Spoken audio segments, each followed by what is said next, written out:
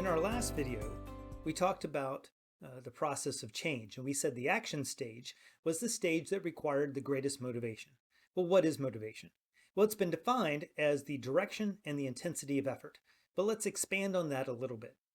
One question we may ask, is motivation a trait that somebody has, or is it situational? What I mean is, you probably know somebody out there who just about everything they do, they seem to be motivated to do it, while other people seem to be not really motivated to do very many things. So that would tend to say that motivation is a trait. On the other hand, if you looked over and a big old bear was coming through the door, just about all of us would be motivated to run away from the bear.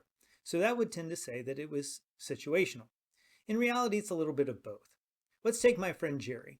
Jerry's wife would often complain that Jerry was lazy because he didn't want to mow the lawn. Now, I knew Jerry really well. Jerry and I went mountain biking together, and I knew that he and I had mountain biked for 2, 3, 4 hours at a time. You don't mountain bike for 4 hours at a time if you are lazy. So the thing was is that Jerry was motivated to mountain bike, but he was not motivated to mow the lawn, probably for obvious reasons. Now, we don't want to think about motivation as being an either-or situation. It's a continuum like health. At one end, we have amotivation, where we just say it's not worth doing it.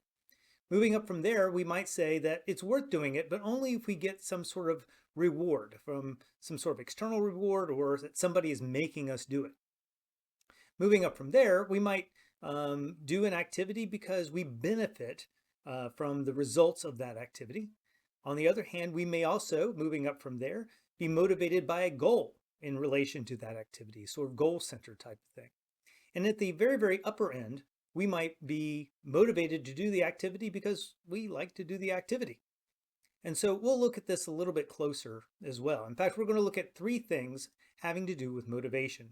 And we can use these to help us become more motivated for our behavior change. We're going to look at 3 things. 1, we're going to look at external versus internal motivation. 2, we're going to look at locus of control and how that affects our motivation. And 3rd, we're going to talk about self-efficacy and how that influences motivation. So next up, we're going to talk about internal and external motivation.